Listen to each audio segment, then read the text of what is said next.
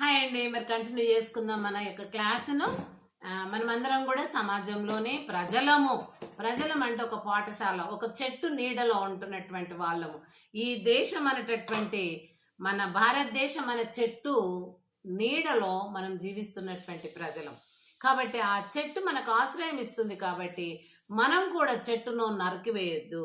కొమ్మలు కానీ, ఆకులు కానీ, కాయలు, పువ్వులు ఏవైనా మనకు ఉపయోగపడే విధంగానే ఒక చెట్టును దేవుడు సృష్టిస్తాడు. కాబట్టి ఆ వృక్షాల లాగానే మన దేశం అనేటటువంటి ఈ యొక్క వటవృక్షం లాంటి భారతదేశాన్ని మనకు ఆశ్రయాన్ని, నివాస ఆశ్రయంగా ఇచ్చాడు దేవుడు, భగవంతుడు. కాబట్టి మనం దాన్ని సార్థకం చేసుకోవాలంటే ప్రతి పౌరునికి బాధ్యత ఉంది. ఇప్పుడు జరుగుతున్నటువంటి విషయాలలో అంటే ముఖ్యంగా ఎలక్షన్స్, గ్రామాల ఎలక్షన్స్ జరుగుతున్నవి. ఈ గ్రామాలలో ఎలక్షన్స్లో 2 విడతలు అయిపోయినాయి, 3వ విడత ఇప్పుడు రేపు జరుగుతుంది. కాబట్టి ఎవరెవరైతే మరి ఓటు విలువను అర్థం చేసుకోలేదో, ఏదో డబ్బులకు అమ్ముడు పోవడము, లేకపోతే ఆ ఓటును దుర్వినియోగం చేసుకోవడము, ఎవరెవరు ఏ పార్టీ అభ్యర్థులు ఇళ్లలోకి వచ్చి మరి మత్తు పదార్థాలు, బట్టలు, మరి కిచెన్ ఐటమ్స్, లేకపోతే డబ్బులు ఇలాంటివి ఇస్తున్నారో వాళ్ళకేద్దామని ప్రజలు ఈ విధంగా మరి 1000 కళ్ళతో చూస్తూ ఉంటారు. వాళ్ళ ఆశలను గమనించే ఈ అభ్యర్థులు వాళ్ళు ఏం చేస్తున్నారు? ప్రజలకు ద్రోహం చేస్తున్నారు. ఎందుకంటే పంచడం ద్రోహమే కదా.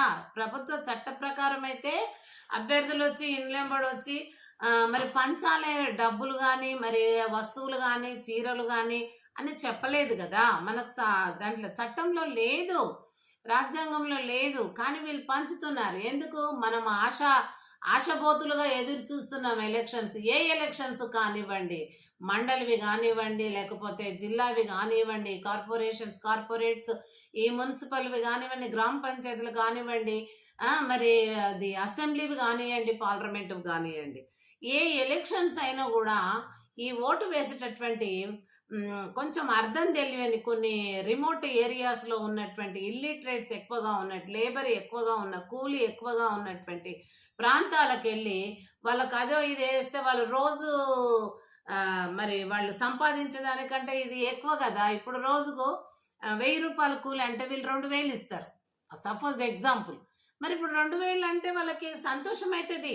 మత్తుబాటలు వచ్చే 2000 వచ్చాయి, లేకపోతే 500 కూలి ఉంటే 1000 రూపాయలు ఇచ్చాయి, లేకుంటే 500 కూలి ఉంటే 6 రూపాయలు ఇచ్చాయి. కొంచెం ఎక్కువనే వస్తుంది కదా ఒక రోజు కూలి కంటే. అది ఆశపడి వాళ్ళు ఏం చేస్తారు? మత్తు బాటలు తీసుకొని వాళ్ళ దగ్గర ఉన్నటువంటి ఆయుధము ఏదైతే మనకు ప్రభుత్వం ఇచ్చిందో రాజ్యాంగం, అది